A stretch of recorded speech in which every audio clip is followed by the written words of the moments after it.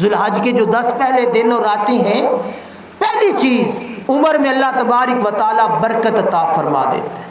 اور دوسری چیز کثیر مال عطا فرما دیتا ہے، یعنی رزق میں اللہ تبارک و تعالیٰ برکت عطا فرما دیتا ہے۔ یہ دو چیزیں ہم میں سے ہر بندہ چاہتا ہے، ہر بندے کی یہ خواہش ہے کہ موت بھی نہ آئے، مروں بھی نہ، اور رزق میں بھی برکت ہو۔ تو پھر وہ کیا کرے؟ ان دنوں کی تعظیم کرے، ان دنوں سے محبت کرے۔ اور تیسری چیز اہل و عیال کی حفاظت کرتا ہے، اللہ تبارک و تعالیٰ اہل و عیال کی، اس کے بیوی بچوں کی حفاظت کرتا ہے، اور اس کی وہ تعظیم کرنا اس کے گناہوں کا کفارہ بن جاتا ہے، نیکیوں میں اضافہ ہو جاتا ہے، نزع کے وقت آسانی ہو جاتی ہے، ظلمت میں روشنی اللہ تبارک و تعالیٰ عطا فرما دیتا ہے، میزان کو وزنی بنا دیتا ہے۔ یعنی جب اندھیرا ہوگا، قبر کا اندھیرا، قبر کی تاریکی، اللہ تبارک و تعالیٰ اس قبر کے اندھیرے میں اس تعظیم ذی الحجہ کے ابتدائی دنوں کو نور بنا دے گا، اور پھر میزان کو وزنی کر دے گا۔ ترکڑی میزان کہتے ہیں تولنے والی چیز کو، میزان عمل۔ وہاں جب اعمال کے اندر کجی ہوگی، کمزوری ہوگی، تو بندہ مومن نے ان 10 دنوں کی عظمت کو سمجھا ہوگا، ان 10 دنوں کی فضیلت کو سمجھا ہوگا، اور ان دنوں کا احترام کیا ہوگا، تو اللہ وحدہ لا شریک اپنے فضل اور توفیق سے اپنے بندے کو عمل کو قیامت کے دن وزنی کر دے گا، اور دوزخ کے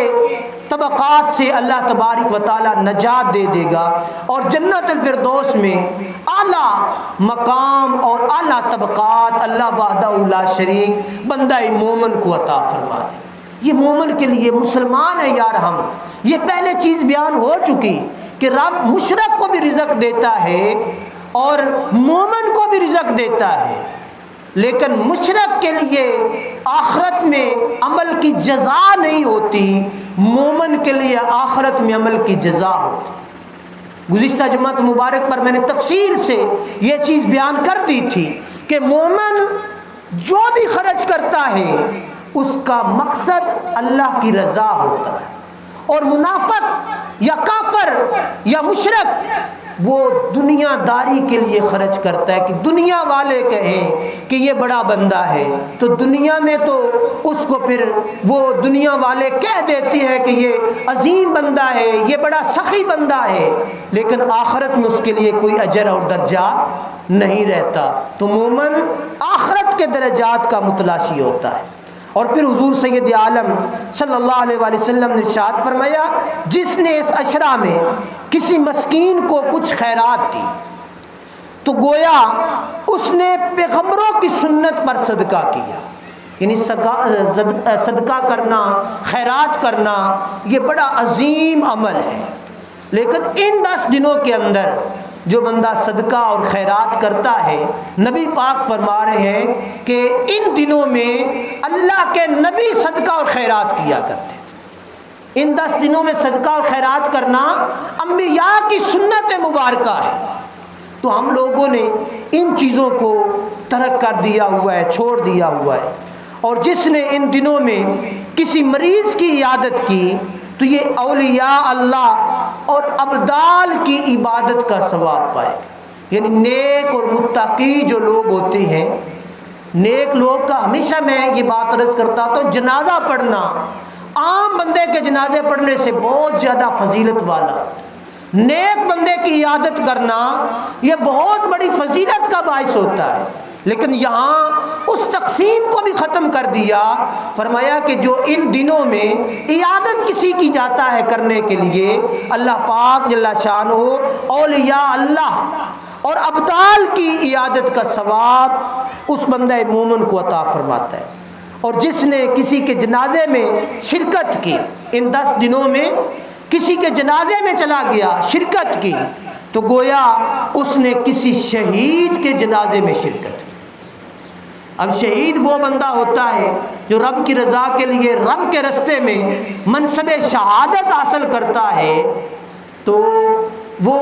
جو ہی اس کی گردن پہ تلوار چلتی ہے، اس کی موت کا وقت آتا ہے تو رب وحدہ لا شریک اس کے سارے گناہ معاف کر دیتا ہے۔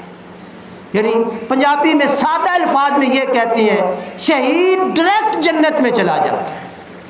شہید ڈائریکٹ جنت میں۔ اور جب شہید بندہ ہوتا ہے نا تو ہماری پاکستان کی فوج کا یا کوئی اسلام کے کسی مارکے میں شہید ہو جائے تو اس کو غسل نہیں دیا جاتا، اس بندے کو غسل نہیں دیا جاتا، اس کا وہ جو کپڑا پہنا ہوتا ہے وہ کپڑا نہیں اتارا جاتا، کیونکہ کل قیامت کے دن جب وہ اللہ کی بارگاہ میں کھڑا ہوگا تو اسی خون کی حالت میں، اسی حالت میں کھڑا ہوگا تو اللہ پوچھے گا اے میرے بندے تو کس حال میں آ رہا ہے؟ وہ بندہ عرض کرے گا باری تعالیٰ میں تیرے دین کی سربلندی کے لیے، ایمان اور اسلام کی آبیاری کے لیے میں نے راہ للہ میں جہاد کیا اور جہاد کرتا ہوا شہید ہوا۔ تو رب تبارک و تعالیٰ فرماتا ہے کہ اے فرشتوں ہٹ جاؤ، اس نے مجھے راضی کر لیا، میں اس سے راضی ہو گیا اور یہ مجھ سے راضی ہے۔ یعنی یہ فضیلت اللہ تبارک و تعالیٰ شہید کو دیتا ہے۔ تو ان دنوں میں جو بندہ کسی کے بھی جنازے میں شرکت کرے گا، فوتگیاں ہوتی ہیں تو جنازے میں شریک ہوا تو اللہ تبارک و تعالیٰ اس بندے کو شہید کے جنازے میں شرکت کا ثواب عطا فرمائے گا۔ اور جس نے کسی مومن کو اس عشرہ میں لباس پہنایا، اللہ تبارک و تعالیٰ اپنی طرف سے اس کو جنتی لباس پہنا دے۔ یعنی یہ ترغیب جو ہے نا، حضور علیہ الصلوۃ والسلام یہ بیان فرما رہے ہیں، یہ ترغیب رمضان کا مہینہ، عید کے دن، یہ قربانیاں، یہ ترغیب ہوتی ہے ایک کہ ہم لوگ جو دنیا دار زیادہ ہو گئے، دنیا کی محبت ہمارے اوپر غالب آ گئی، ہم لوگ غریبوں، یتیموں، مسکینوں کو، بیماروں کو بھول جاتے ہیں۔ تو ایمان اسلام کا تقاضا یہ ہوتا ہے کہ ان کو بھی ساتھ ساتھ یاد رکھا جائے۔ قربانی کا فلسفہ اول سے آخر ہم اس کا مطالعہ کریں، حج کا پورا فلسفہ اس کا مطالعہ کریں تو یہ داد رسی ہے۔ قربانی کا حضور نے فرمایا کہ 3 حصے کرو، ایک اپنے لیے رکھ لو، ایک اپنے رشتہ داروں پڑوسیوں کے لیے رکھ لو، اور ایک غرباء، یتامیٰ اور مساکین کے لیے رکھ لو۔ تو جس نے کسی غریب کو لباس پہنا دیا، یعنی کوئی مسکین بندہ ہے ان کپڑے لے کے دے دیتے نے، لباس اس کو پہنا دیا تو اللہ تبارک و تعالیٰ اس کو جنت میں لباس عطا فرما دے گا۔ اور جو کسی یتیم پر مہربانی کرے گا، اس عشرہ ذوالحجہ میں یتیم پر مہربانی کرے گا، اللہ تبارک و تعالیٰ اس پر عرش کے نیچے مہربانی کرے گا۔ یعنی کسی غریب کو جتنی بھی مہربانی کسی انسان سے ہو سکتی ہے وہ اتنی کرے گا تو اللہ تبارک و تعالیٰ اس کو دنیا میں رہتے ہوئے اپنی مہربانیوں کا مرکز بنا دے گا۔ تو دوستو یہ چیزیں ہیں جو ہم لوگوں نے آج ترک کر دی ہوئی ہیں، چھوڑ دی ہوئی ہیں۔ فلسفہ قربانی یہ بہت ہی عظیم فلسفہ ہے۔ جانور کو ذبح کرنا، اس کا گوشت تقسیم کرنا اور پھر خود کھانا، دوستوں کو کھلانا، غریبوں مسکینوں کو کھلانا، یہ ذرا سوچیں کہ یہ سال کے بعد یہ اللہ کی طرف سے حکم آ جاتا ہے۔ کیا ہم لوگ سال بھر گوشت نہیں کھاتے؟ اللہ کے فضل سے ہر بندہ گوشت کھاتا ہے، اللہ نے دیا ہوا ہے، لیکن یہ فلسفہ رکھا کہ سال بھر کھاتے ہو تم خود، یہ جو دن ہے یہ قربانی،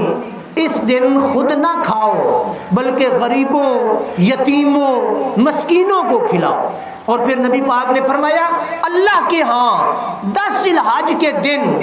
قربانی کرنے سے، یعنی خون بہانے سے زیادہ کسی عمل کا ثواب نہیں۔ کوئی بندہ حضور علیہ الصلوۃ والسلام کی بارگاہ میں آیا، یا رسول اللہ میں احد پہاڑ کے برابر سونا خیرات کر دوں۔ کتنا؟ اود پہاڑ کے برابر سونا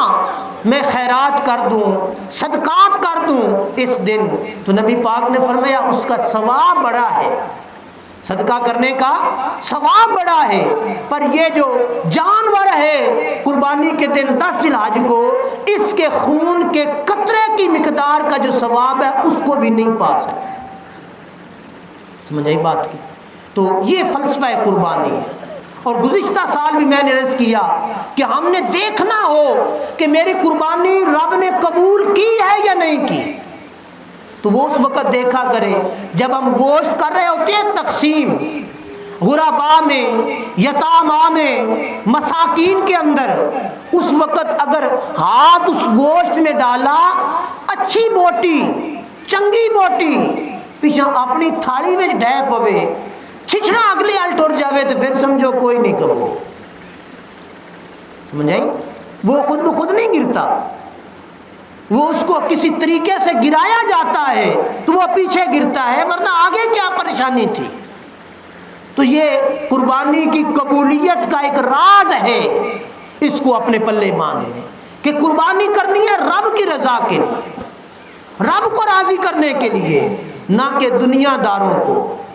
نہ کہ کسی اور کو۔